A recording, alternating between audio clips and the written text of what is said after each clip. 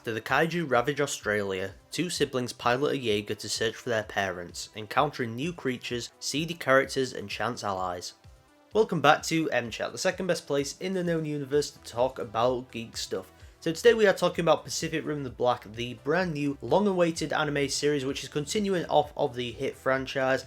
That is about giant monsters fighting giant robots, all that really cool stuff that I thoroughly enjoy. But before I get into my thoughts, make sure to head on down to the comment section below. Let me know what you thought of this series, if you've seen it, or if you're planning on checking it out. Are you excited for it? And whilst you're there, consider leaving a like and also subscribing if you enjoy this kind of content. And without further ado, let's talk about Pacific Rim the Black. So going into this, I was of course very excited. Now, I am a big fan of the original Pacific Rim film, and then Pacific Rim Uprising, you know, it's not a great film, but I find it to be just a fun, like, summer action blockbuster popcorn flick that I can just throw on and watch, you know, giant things fight each other. Well, the first Pacific Rim, as I said, I think that is a fantastic film. I think it delivers on the action, delivers on the sense of scale that you'd want from something like this, and it also delivers pretty well on characters as well. And going into this series, that is something that I was very excited to see. I was very excited to see the sibling relationship play out between Taylor and Haley, who are the main two characters here, a brother and sister, and in my opinion this is a really well done sibling relationship. It's not my favourite that I've ever seen, but I think it delivers on what you want when it comes to the emotional core of the story. The main plot of the series focuses on these two siblings going out and searching for their parents, which have been gone for 5 years. So right off the bat, you have that emotionally engaging story, and it's something that is bound to hook you in. It's bound to get you invested in the characters, their relationship, and their mission that they're going on. But not only that, it allows you to explore the world quite a bit more as well. Now, the first two Pacific Rims, I think, have some really solid world building in them.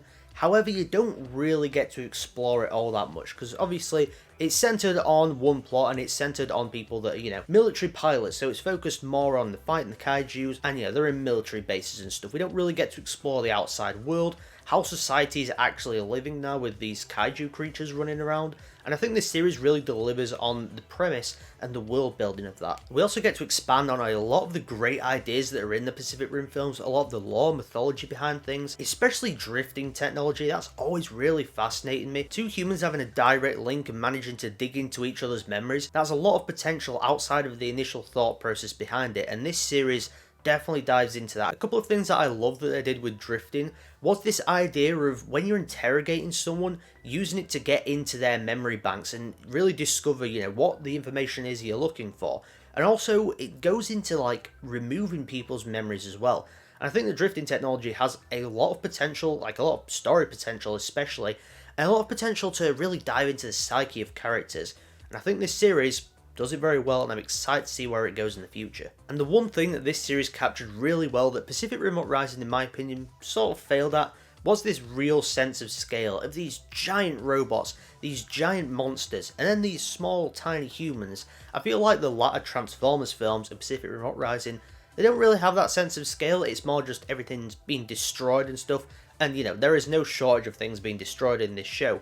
But the first Transformers film and the first Pacific Rim film, you really feel like these are giant robots. They're walking around. You feel every movement of them. You feel like they are these giant things that naturally wouldn't be the easiest thing to control. They're not just going to walk around and, you know, do all these flips and kicks like Power Rangers would. There's this real sense of weight to them, and that's what I love so much, especially when it comes to anything concerning giant robots. When you can nail that real sense of weight, the real sense of power behind them, you're guaranteed to get me on board with what you're doing. I'll talk about some of the controversial stuff now. The animation, I personally really like. Now, I know a lot of people are tired of this CG animation, and don't get me wrong, I do love myself a good classic hand-drawn 2D animated film, but CG animation, when done right, I think is really good, and in this case, for the most part anyway, I think it's done really well, especially the fight scenes. The fight scenes look fantastic. As I mentioned, that sense of scale is here, and the action sequences animated really well. I love the art style. There's certain shots in this show that just look gorgeous,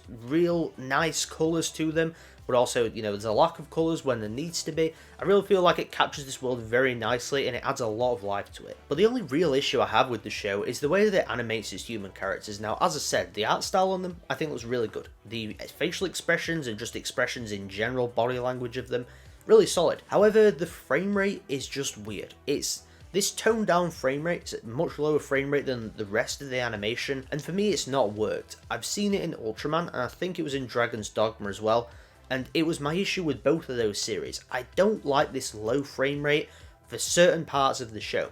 Now the robot sequences and just the general big action sequences with Kaiju and Jaegers, they don't have this low frame rate, so when you have the human characters in a low frame rate, they don't mesh all that well together. Overall though, I think that Pacific Rim The Black is a fantastic series that expands upon the mythology of Pacific Rim, takes it in new directions, but it also feels like it has that heart and soul that the first Pacific Rim had. There's no shortage of giant robots fighting giant monsters if that's all you're there for, but if you're there for a really heartfelt story and this emotional bond between these two characters, you're probably going to get that too. So with all that in mind, I'm going to give Pacific Rim The Black Season 1 an A. So that was my review of the first season of Pacific Rim The Black. If you could, make sure to leave a like on this video as it does really help out the channel. And also consider subscribing if you enjoyed this video and want to see plenty more anime content from me. And make sure to head on down to the comment section below as well. Let me know what you thought of this series. And as always guys, thank you for tuning in to MChat today. Remember, even in the worst of times, there's always entertainment. I'll see you guys next time.